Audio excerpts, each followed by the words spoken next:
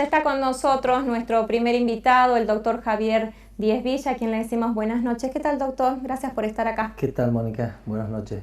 ¿Se hace más complicado manejar un bloque oficialista en medio de esta circunstancia por la cual estamos atravesando social y económicamente y que viene de la mano de la actividad política en vista a las elecciones?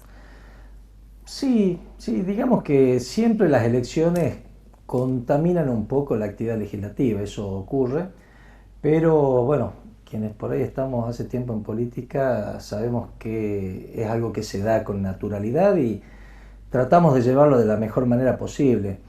La Cámara de Diputados en sí misma tiene su propia dinámica, su propia agenda política y eso muchas veces impide que estas cuestiones puedan incidir en su funcionamiento.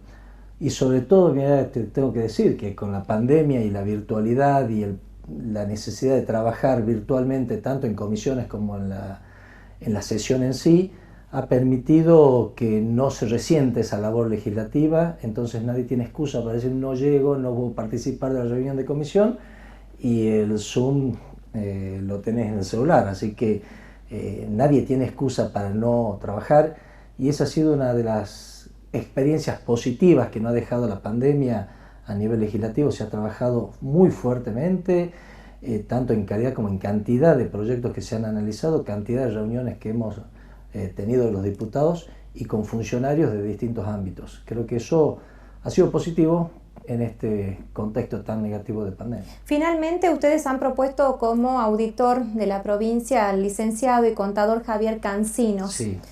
Es una persona que no pertenece a ningún partido político, pero es propuesto por el oficialismo. Sí. ¿Usted cree que su presencia dentro de la auditoría va a cumplir con aquello que fija la Constitución en cuanto a la conformación de la auditoría de quiénes son los auditores oficialistas y algunos de la oposición? ¿Por qué no se dio lugar a la oposición en esto? Una de las cuestiones que se le plantea o que se critica, digamos, a lo que es el sistema de representación que plantea la Constitución para la elección de auditores es justamente eso, que tiene que pertenecer a algún espacio político. En este caso, no obstante haber sido propuesto por el bloque mayoritario de la Cámara de Diputados, tiene como valor en sí mismo este contador que es independiente.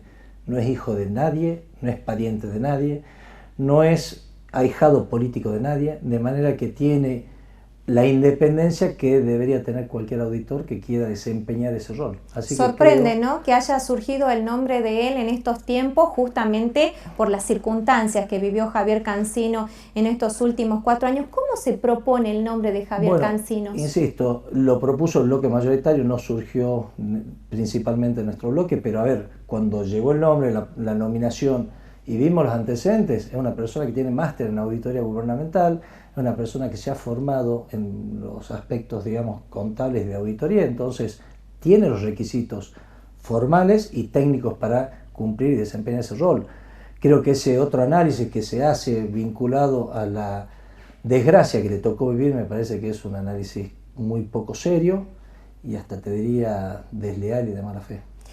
Doctor, han surgido una serie de controversias, por lo que decía yo al comienzo del programa, con respecto a los terrenos del INTA, ¿no? Vemos una oposición que se opone justamente a que la provincia pueda de alguna forma disponer de estos terrenos. Se hablan de 2 proyectos. Uno son de 10 hectáreas para viviendas y hay otro que sería para la producción de cannabis en Salta cuando la ley avance y obviamente se materialice este proyecto. ¿Usted está a favor de que los terrenos o las tierras del INTA pasen a la esfera provincial para alguno de estos fines? Bueno, depende del sector que comente o que relate, porque todo lo que me has planteado no deja de ser un relato, no es en términos objetivos lo que se está planteando del gobierno. El ministro Camacho planteó la expropiación o que se cedan no, esos... no es expropiación, sino la cesión de nación a provincia de 140 hectáreas. A cambio de otras tierras. A cambio permutable por otras tierras que dispone la provincia y que pueden ser destinadas justamente a la actividad de investigación que lleva adelante el INTA. Hay 40 hectáreas que están de la circunvalación vendría a ser hacia el centro, hacia la ciudad, donde no se puede realizar ningún tipo de actividad agrícola ni experimental, porque está rodeado de barrios y sin lugar a dudas esas hectáreas no podrían tener otra finalidad que ser urbanizadas para respetar el tejido urbano ya existente y poder, digamos, que sea compatible con el desarrollo urbanístico de la zona. Las otras hectáreas están del otro lado de la ruta, que también están muy próximos a barrios que ya están consolidados, y la idea era obtener eso para poder aplicar los planes de viviendas que dispone la provincia, que son más de 2.500 viviendas que tiene prevista y tiene firmada con Nación. Lamentablemente hay muchos funcionarios que siguen en modo grieta. Hay muchos diputados nacionales y provinciales que viven en modo grieta, porque los favorece. La grieta es un gran negocio para dos sectores enfrentados de nuestro país, y en el medio está la gente. En el medio está el que sufre, en el medio está el que solamente se limita a recibir un bolsón o un plan asistencial, no tiene expectativa de trabajo, no tiene expectativa de crecimiento, no tiene expectativa de llegar a una vivienda. Entonces, creo que en eso yo le hago un llamado, y ayer lo planteé en la Cámara de Diputados cuando aprobamos esa declaración donde categóricamente decíamos a Nación que se abstenga de realizar cualquier tipo de medida o cualquier tipo de ley que comprometa el patrimonio y los recursos minerales de la provincia. Fue unánime el acompañamiento, todos votaron. Y les dije, me parece bárbaro que en estas cosas que está en juego el patrimonio, la soberanía de la provincia, de las riquezas naturales de la provincia, estemos todos juntos, y esa es la única manera de salir adelante. Ya que trae a colación este tema, ¿hay voluntad política por parte del oficialismo de que prospere algún proyecto donde realmente se haga una producción posterior del litio para que salga un producto final? Por supuesto, el gobernador tuvo la inteligencia y la visión de armar esta mesa de litio, donde participa Jujuy y Catamarca con Salta. En esa mesa de litio se están definiendo políticas comunes de las tres provincias para favorecer la inversión extranjera en la explotación de litio, agregar y participar en la cadena de valor, que es importantísimo, pero sobre todo brindar seguridad jurídica y reglas homogéneas. ¿Pero usted cree necesario fijarlo como ley? No creo que sea necesario fijarlo como ley. Yo creo que tiene que haber políticas concretas que favorezcan. Bueno, ese es el problema que tenemos, ¿no? Cuando hay cambios de gobierno, ninguno tiene la misma visión sobre temas en particular, y si no fijamos políticas públicas a largo tiempo, podemos correr el riesgo de hasta no darle seguridad jurídica a quien invierte. A eso iba. Por eso es tan importante que si tres provincias asumen ese compromiso, ya se viene a definir una política de Estado regional. El gobernador Sáenz junta a todos los gobernadores. Pero las provincias son autónomas, sí, hoy son por autónomas, hoy en este pero tema. estos son políticas de Estado y saben que son inversiones a muy largo plazo. Se estima que en la primera etapa de desarrollo de la actividad minera en Salta, se estiman 3.500 millones de dólares de inversión.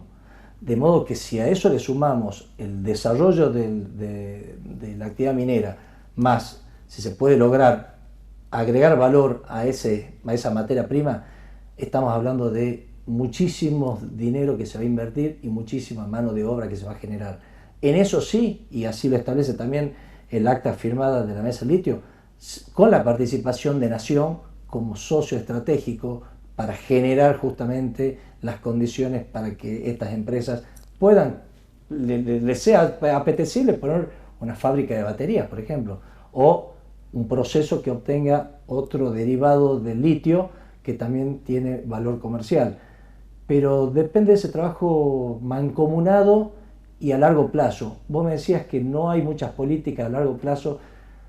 Me animo a decirte que en Salta hay una política que se mantuvo, que es una política de Estado, que es el turismo, y que a lo largo de los últimos 20 y pico de años, 25 años me animo a decir, se la mantuvo en forma inalterable y se viene trabajando de buena manera, y por eso Salta ha crecido muchísimo en lo que es su oferta turística y la cantidad de gente que viene a visitarnos. Doctor, hay un tema que vengo planteando ya hace algunos programas con los diputados que nos visitan, y es que la Cámara como tal, los diputados, tienen la función no tan solo de legislar, sino también de controlar. Y es como que el control no existe, ¿no? El control siempre surge después de que se denuncian hechos, y así tenemos Comisión del Bicentenario, Fondo de Reparación Histórico y demás. ¿Por qué la Cámara de Diputados en su condición como tal no lleva el control exhaustivo de cuestiones que lleva adelante el gobierno. Por ejemplo, han venido a Salta 2.000 millones de pesos en la pandemia solamente de ayuda del Tesoro Nacional. Nadie sabe dónde están esos fondos. No hubo una rendición por parte del gobierno detallada, ni siquiera los diputados conocen puntualmente a dónde fue ese dinero.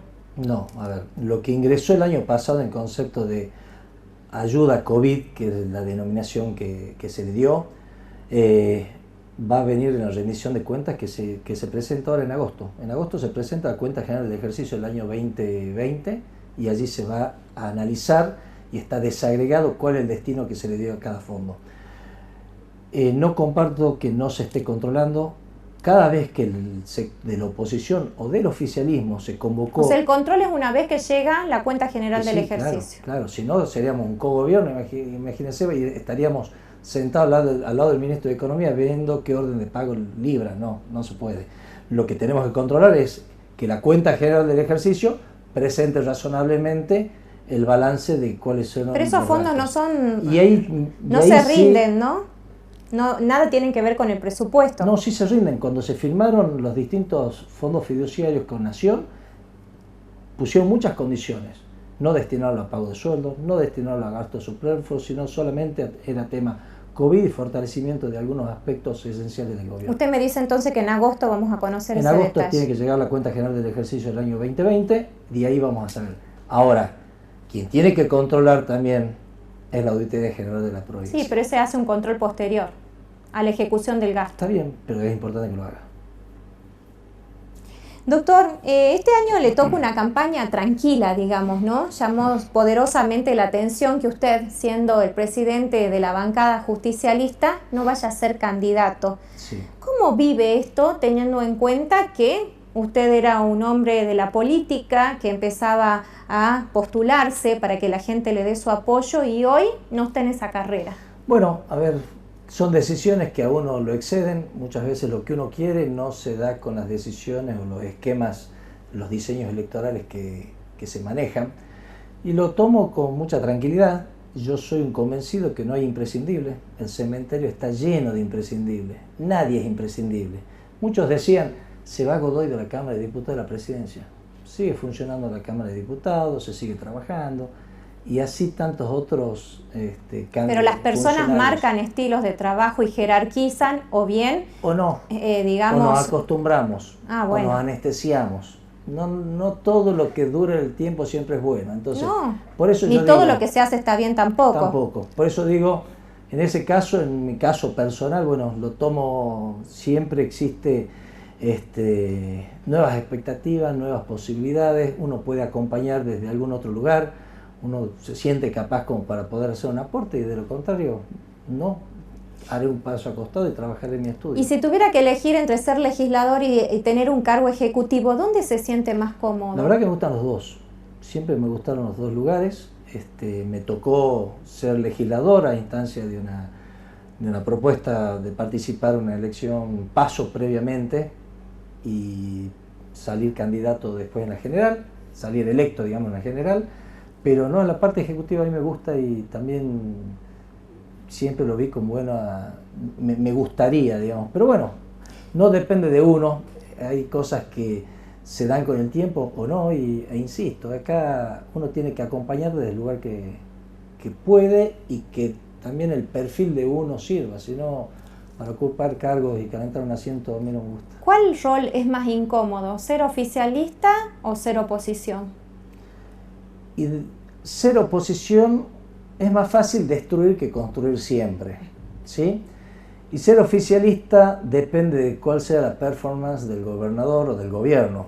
En este caso yo debo decir que no me costó para nada ejercer el rol del oficialismo, porque no obstante la pandemia y la situación tan difícil con la que le tocó asumir al gobernador Sáenz esta provincia, me animo a decir que se hizo mucho, pero bueno, falta también mucho por hacer. En eso que falta mucho por hacer, ¿qué siente, no? Cuando tiene alguno de sus pares que reclaman días tras días en las sesiones me refiero, por ejemplo, que en Tartagal no hay médicos, que renuncian los médicos, que en Orán se van los médicos, que no hay ambulancia, que no tienen los materiales que les ofrecieron y que les prometió hasta el propio ministro de Salud, y eso no llega. Bueno, la verdad que hay situaciones que realmente son atendibles y que son criticables y que se le exige, en este caso, ya hemos hablado con el Ministerio pidiendo que se dé respuesta a esta situación y con funcionarios del área, pero muchos de los que critican son los mismos que aprueban el Fondo de Reparación Histórica, son los mismos que cuando tuvieron que elegir cuáles eran las obras esenciales o necesarias para esa región, se olvidaron de la salud.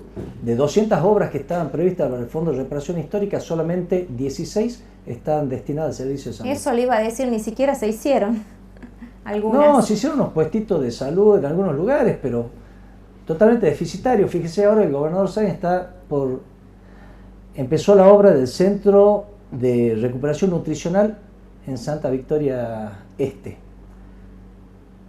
Algo que a ningún otro funcionario o gobernador se le había caído la idea, a pesar de que morían cientos de chicos por año por desnutrición. Entonces creo que en esas cosas este gobierno está marcando una diferencia. Espero que lo siga haciendo por el bien de los salteños y espero que los funcionarios que están acompañando al gobernador estén a la altura de las circunstancias. Sin estar en este juego político de cargos, pero siendo parte, ¿qué cree que va a pasar en las elecciones legislativas? ¿Que la gente va a apoyar el proyecto de Gustavo Sáenz teniendo en cuenta estos dos frentes que ha armado? El doctor Gustavo Sáenz tiene una particularidad que la hablábamos fuera de cámara. Es un hombre de consenso, es un hombre que no trabaja con grietas, es un hombre que trabaja pensando principalmente en lo que necesitan los salteños. Y ese es el discurso que tienen que llevar adelante todos los que son candidatos de los dos espacios políticos que representan al gobierno. Creo que en eso hay que tener esa mirada superadora, de no caer en el facilismo de la grieta, de la crítica destructiva, porque en definitiva eso alimenta el ego de algunos diputados o algunos candidatos y no le resuelve los problemas a la gente. Esa es la realidad. También hay egos de funcionarios. También, y en esto es un mal de todo lo del ser humano. Por eso viene mi pregunta. En esto que pueda ganar un frente u otro, por ejemplo, en la categoría de diputados, me refiero, por ejemplo, Juan Esteban Romero, ¿sí? Que supere Leiva, que supere a Juan Esteban Romero. Cualquier circunstancia que se pueda dar, ¿no se puede tomar como un triunfo de una u otra gestión? No, a ver, acá hay una gestión que es la... Pero usted no me puede decir que Juan Esteban Romero no es igual que a Betina Romero. Juan Esteban Romero participa de un espacio político que lidera Gustavo Sáenz. Esa es la realidad. Acá no hay quien gane, entonces. No, acá va a ganar, insisto, el frente político que llevó a Gustavo Sáenz a la gobernación. ¿Las elecciones de Jujuy pueden ser un termómetro o pueden hacer que la balanza se incline para algún lado en lo que sucede en Salta con respecto a lo que es, supóngase, Juntos por el Cambio, la línea Juntos por el Cambio, porque hoy tenemos partidos que son cualquier engendro en ese sector, y también lo que podría ser el Partido Justicialista o el Frente Oficialista de Gustavo Sáenz, más allá del Frente de Todos? Vos lo definiste bien. Juntos por el Cambio es un engendro que no tiene nada que ver con lo que pasa el frente que lidera Morales en Jujuy. Morales es, al igual que Gustavo Sáenz, es un hombre pragmático que está trabajando sin grietas y está trabajando en encontrar soluciones para los jujeños, al igual que Gustavo Sáenz. Entonces, y la gente ha apoyado ese modo de gestionar. Creo que acá va a pasar exactamente lo mismo. Me hace que le pregunte algo más porque lo deja picando. Mire qué curioso, ¿no? En Jujuy, el candidato a diputado por Juntos por el Cambio era el presidente del COE.